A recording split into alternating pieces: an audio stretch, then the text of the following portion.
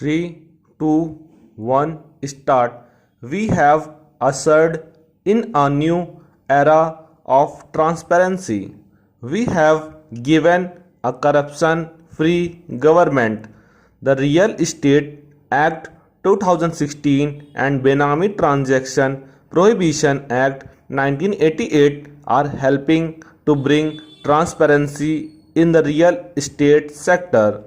The Fugitive Economic Offenders Act 2018 will help confiscate and dispose of the assets of economic offenders who escape the jurisdiction of the laws in India.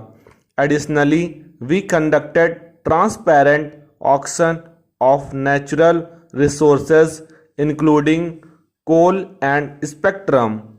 We have walked the talk. As a tribute to Mahatma Gandhi's 150th birth anniversary in 2019, our government initiated the world's largest behavioral change movement with the Swachh Bharat mission. India has achieved 98% rural sanitation coverage and as many as 5.4 lakh villages have been declared open defecation free. It is a holistic program and has succeeded in changing the mindset of our people. With the people participation, they transformed it from a government scheme to a national movement. I thank the 130 crore people of the nation for the success of Swachh Bharat Abhiyan who adopted it wholeheartedly. The poor have the first right on the resources of the nation. Para, the government, while maintaining the existing reservation for SC, ST, other backward classes, have now ensured 10% reservation in educational institutions and government services for poor. In these institutions, around 25% extra seats will be provided so that there is no shortfall of presently available reserved seats for any class. To provide food grains at affordable prices to the poor and middle classes, about rupees 1.70 thousand crores were spent in the year 2018-19, which is almost double the amount of rupees 92,000 crores spent in the year 2013-14. We ensured that everyone gets food and none goes to sleep hungry. Rupees 60,000 crores are being allocated for Manrega in 2019-20. Additional amount would be provided if required. We have worked to bridge the urban-rural divide in the country. Honorable members in this august house, most of whom are from rural areas, will agree that several times in the past only empty promises have been made to people living in our villages. During the last 5 years, we have undertaken targeted expenditure to improve their quality of life in all its dimensions. Para, Madam Speaker, till the year 2014, about 2.5 crore families were forced to live the life of 18th century without electricity. Under Saubhagya Yojana, we provided free electricity connection to almost every household. By March 2019, all willing families will get electricity connection. In mission mode, we have provided 143 crore LED bulbs with the participation of private sector.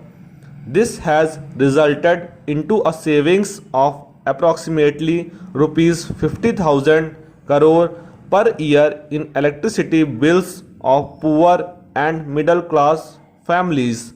The past 5 years have seen massive scale up of health care.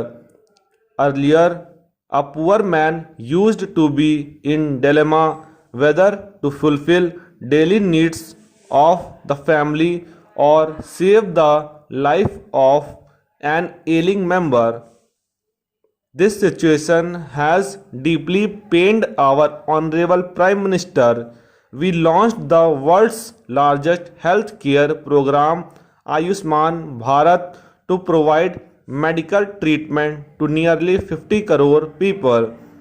Already close to 10 lakh patients have benefited for medical treatment which would have cost them rupees 3000 crore through free treatment made available under the scheme. Lakhs of poor and middle class people are also benefiting from reduction in the prices of essential medicines, cardiac stents, and knee implants, and availability of medicines at affordable prices through Pradhan Mantri Jan Aushadhi Kendras. There are 21 AIMS operating or being established in the country presently. 14 of these 21 AIMS have been announced since 2014. I am happy to announce setting up of new the 22nd AIMS in Haryana. The Aspirational Districts program is providing targeted development to the 115 most backward districts of the country. The program has achieved notable results with improved performance on all indicators: health and nutrition, education, agriculture and water resources, financial inclusion, and skill development. Para. Madam Speaker, our hard-working farmers were not getting the full value of their produce. With an aim to double the income of farmers, our government, for the first time in history, has fixed the minimum support price of all 22 crops at minimum 50% more than the cost. Agriculture continues to be the main driver of the rural economy. Our hard-working farmers, supported by pro-farmer policies of our government in the past 4.5 years, have produced agriculture commodities in record quantities.